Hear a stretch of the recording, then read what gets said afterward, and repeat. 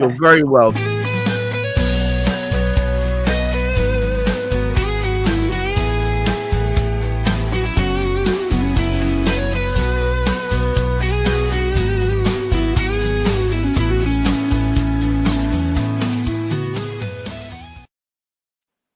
Willkommen, bienvenue, welcome once again to another Property Matters podcast. Of course, as usual, Hamish McClay of Search Convey. Today's special guest is Deborah Harding of DMN Property Solutions. Today's topic is all about HMO. Some people consider it to be a three-letter swear word. Others consider it to be the solution to today's housing. But which is it? We're here to discuss it. Hamish, would you take us away? Well, I can endeavour to. I have to admit, though, that I don't have the knowledge, and quite why it's taken me so long to bring Deborah along, to bring with her some of her wisdom, I don't know. However, she's with us today to actually speak on this subject because it is all important. However, Deborah herself, when I was speaking to her, there's elements of change. I sort of go back, bearing in mind many of you will actually sort of know this, my background in is local authority searches, and all of a sudden 8 or 9 years ago we started having these Article 4s arrive on the scene. Now, one of our local authorities, which is one of the first one we came across, is Oxford, and the Article 4 was to do with houses of multiple occupation. And bearing in mind that Oxford is a very, very big student town, all the universities, half the universities sort of have been set up here because it's called Oxford. So there's hundreds of thousands of students from all over the place. Of course, an HMO is an excellent solution for many people if we're actually providing support. So it was more a supportive sort of type of thing for it, which helped things along rather than what we've seen more recently. And the astute ones amongst you who do watch our property forum would have come across Chris, who does a lot of development work, and he works almost extensively with houses of multiple occupation and actually supports the social housing which goes on, because without the support, there are so many people. And this is where Deborah can kick in, because she's got a tremendous background, not just in working with social housing itself, a number of years working with social housing in London. She is very familiar and very experienced with houses of multiple occupation there as well. So it's a great thing we have her on board, because she can probably tell us how much support it does actually give to those requiring somewhere to live, somewhere to reside, how much support it really gives them in somewhere like London. Yeah, I mean, yes. Sorry. Yeah, I was going to ask you, it appears to me that HMOs have really grown in prominence over the last 10 years. It's really, there's been, I wouldn't quite a mushroom explosion of them, but certainly then they've become more and more, I wouldn't call them the norm either, but I would say more and more usual. And how important are they to the modern housing market? Well, I think they're really important. I mean, historically, I suppose they were known as bedsits back in the day, and they tended to be a bit more a bedroom with a kitchen and then shared bathroom facilities. That's changed around now. People more want the bedroom with the bathroom and shared kitchen facilities. But they are, you mentioned students. They're a big help for students. I think there's been a move towards sort of just making things a bit more corporate, where landlords were sort of managing these houses, and what they tended to do was change a residential house into a HMO in order for single people to live there, right. Whether they be students or now there's a range of people that need sort of single affordable housing, whether they be working professionals, young working professionals. I get a lot of people coming over from foreign workers, sort of, doing various jobs. And then also older people that have, lost their family, either in divorce or, various things, as well as social housing, supported living. There's a range of people that need HMOs. So, yeah. I mean, I know that there was a time in the 90s where they had a poor name because of some rogue landlords that perhaps didn't provide the support. But these days, the whole process of providing an HMOs has become more professionalized. Is that a fair comment? It's a mix. I mean, I've come across some terrible places, but they're often not fully licensed, or the local authority hasn't been diligent in the powers that they have to ensure that they are up to standard, if you like. But I'd say more and more the trend is towards really high end, at least, well furnished, well sort of well decorated HMOs, places to live. Usually I find that nowadays people are overdoing the decor and Yes. Yes, that's my perception as well. Hamish, we work oftentimes with Chris Gilson, Deborah. Chris Gilson is a person who builds and creates and manages and sells HMOs, but in Liverpool. But I believe I had a discussion with him, and he said the focus is very much on almost providing them effectively a hotel like existence there, very much well made, relatively high end finishes and so on. It appears that HMOs are here to stay. Yes, I thought. Sorry, didn't realise you were talking. No, not at all. Not at all. Well, I think the person to speak to actually is Deborah, because she knows this inside out. I merely stand on the outside, actually look into it. My experience, obviously, speaking to Chris, but also my work that I actually do with the local councils, and where we have actually sort of found, as I said, Oxford was one, certain area of St Albans or another. These are things that spring to mind where I've seen this article for saying about, whereas previously you could buy a property, and actually, so this is quite an interesting thing, because we got contradicting sort of planning orders now. Because if you buy a house, a development you can actually create without actually requiring planning permission, you can split it into 2 flats, and you make it into 2 properties. You didn't put in planning permission for that. However, in many areas now, if you want to actually convert it into an HMO, house and multiple occupation, you have to get planning permission. Whereas previously it was the other way around. HMOs, you could put them through, and then you could put in the application after and say, look, we've done this, is that okay? And people would say that's fine. Whereas now it's not the case. They are actually starting to put in, which is a challenge in some respects, they're starting to put in challenges to make it harder for people to offer housing up of this particular nature. And what I like about when Deborah spoke to her, I just hadn't thought of it. There are so many demands for it. The cost of renting a house, the cost of renting a flat can be absolutely enormous. A house of multiple occupation, you share it. Okay, you'll pay a bit more now because it's professionally done. It's professionally prepared. Because Deborah wouldn't have anything other than that was professionally maintained anymore. Yeah. Chris would. So you'd expect to pay that a little bit more because the quality that you're actually sort of buying into as well. But it's the people that it serves that makes it so important. And without it, our property market would be a complete and utter. It's bad enough shambles, but it would just collapse. Deborah, back to you for a second. I just want to dig in a little bit more. Now, there's 2 different ways of managing an HMO effectively, aren't there? Either self-management or letting agents. What do you think is more prevalent and why?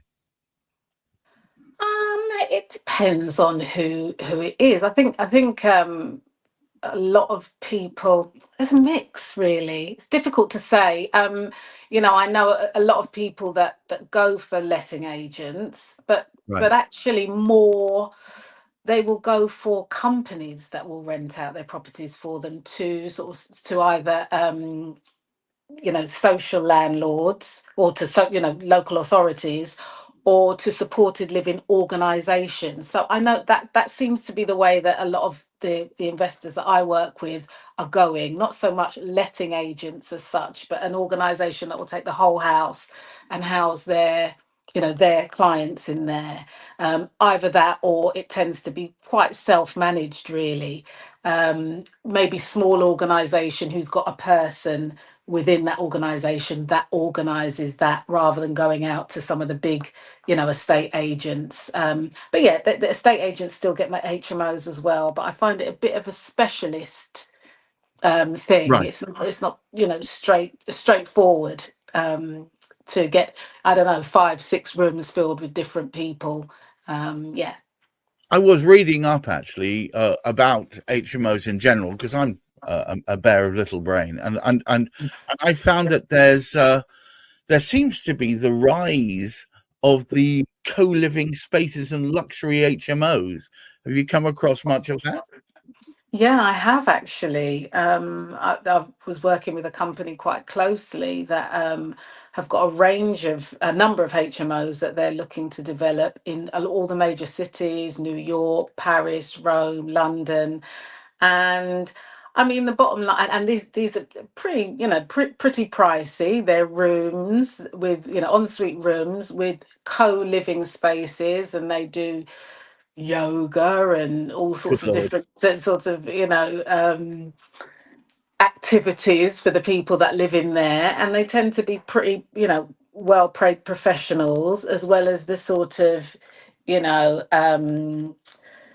what do they call them? These people that move around, that don't work in one place, I think digital digital nomad nomad. type. That's Yeah, it. that's that sort of way. Yeah. So they've got these places that are done up, But specifically they're for no them, and they cheaper just. than a normal place, are they? And Not really, but I mean, people are lonely, that people don't want to really be living in like a studio on their own, maybe a flat, and some people like it, but other people like that company, especially when they've come from student living or from a big family, or, that sort of way.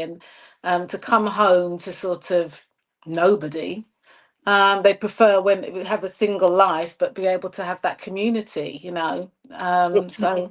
from the perspective of actually owning these sort of things, from the point of view of doing them up and sending them on, etc. I would have thought that the biggest issue would be systems to handle the maintenance, tenant turnover, and legal compliance. I would have thought that's probably the hardest part. Am I right? 100%, yeah. I mean, you mentioned the Article 4. I think Hamish mentioned the Article 4 earlier, which has created a challenge for a lot of developers. And of course, just the general, I mean, deposit schemes and all sorts of different things. But I think the governments often have the right intention. They're trying to ensure that the tenants are safe, and the properties are well done, and so on. But this sort of, you can't legislate for everything, and that's what they seem to be trying to do. So you Right. can't sort of, I don't know, sign a piece of paper. You can't blow your nose without the government having, a sort of, yeah, we're allowed to. But there are Um, zones. There are Article 4 zones. So I suppose that you can if you can avoid the Article 4 zones, you're all right. Is that right? And also, I mean, right, yes, of course. I mean, they're becoming wider and wider, so it's more difficult. But also, if you know your stuff, you can get through planning. I mean, I know a developer that recently went, I can't remember where it was up north somewhere, that had Article 4, but it was a commercial building. It didn't have a garden. It was, really run down.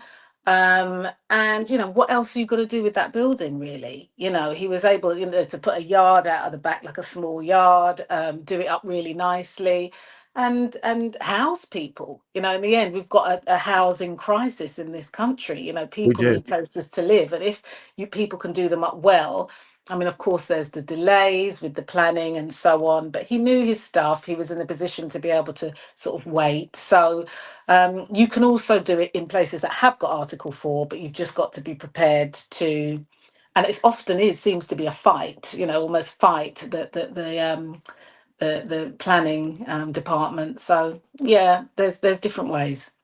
Do you think that councils will crack down further, or maybe even potentially relax? I don't know which way they're going to go on this.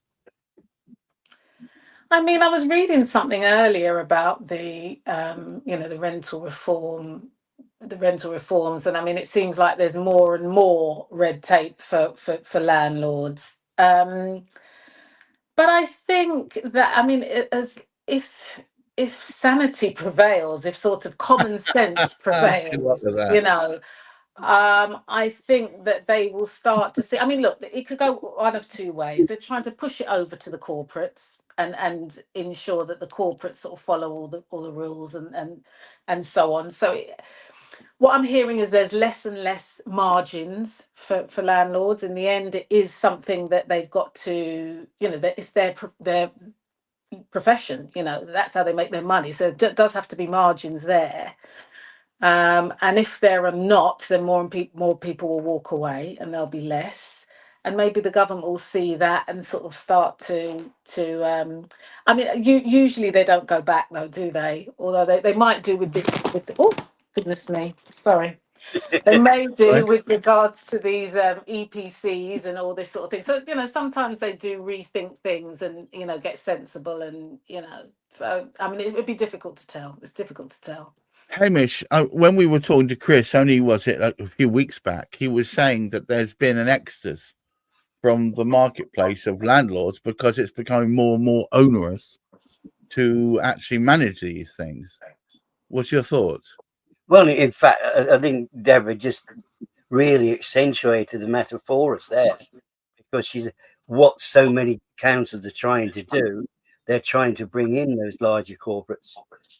So if you like, the great advantage of having individuals offering these houses of multiple occupation, HMOs, is the fact that you've got a property that you can't tick every single box, as Deborah mentioned that as well. Not every single property is going to be identical. In fact, they're all going to be different. And certain properties, therefore, are more applicable to certain people within society. I think it's a great idea, and I hadn't thought of this. And this is something which only just came to light. If you have those in society who need additional help, additional support, additional protection, if somebody buys into a house of an HMO to enable these people to be looked after because they can't, what a great way of doing it. You've got a small number of people within there. Now, do you really want a corporate organization running that particular? Not necessarily. Sounds horrendous. To an individual, so there's something to respond to directly. I'm sorry, sir, you're going to have to wait 3 months before we come in and sort your plug out. You can't have that particular sort of level of support. I think there's so many different ways that HMOs help people that if they were to try and actually push and try and just take out more and more to make it more and more corporate, I think it would be a tremendous loss to a number of individuals out there who are actually enjoying somewhere that's safe and comfortable and somewhere they feel relaxed, and the sociable aspect of it as well. A lot of people don't like being on their own. Well, that is absolutely true. I remember in my 20s, I briefly lived in something that could have been called an HMO, although it was more like a shoebox with separators. But anyway, and I certainly wouldn't want a corporate looking after me in that manner. It only remains for me to say, Hamish, would you please take us home? Well, I think that we pretty well have got there. It's something we really want people like Deborah. We really want people like Chris to be out there, and so many other people helping, whether it be social housing, whether it be private housing, it doesn't matter. We want this to be able to continue without too much regulation, without too much enforcement. Yes, it does need to be looked at, but it's not hard to look after. If you choose to ignore, and this is where the challenge comes in, some councils ignore and do not look properly into what is going on in their own space, which they need to do. No, I consider it to be a great boon, and I can't see it with the state of housing that we can do anything but actually praise the people who are bringing it to us and those who are going about it the right way too. It does seem to me that we are in a housing crisis, and therefore the more housing there's available, the better. Because of the cladding situation, there are thousands of flats out there which are unusable as yet until that is resolved. So any way that we can provide the ever-increasing demands of housing with a solution, i.e. HMOs being an option, obviously up to a certain standard, the better. It remains for me to thank so much Deborah Harding for taking the time out of her busy schedule to be with us from DMN Property Solutions, and of course the stalwart of the channel, Hamish McClay of Search Convey, and to thank you for watching us. And we do prefer it if you do comment and give us feedback so we know how to improve this channel. But until next time, please keep your feet on the ground, keep reaching for the stars, and who knows, you might catch the moon on the way. Look after that mental health. Until next time, goodbye.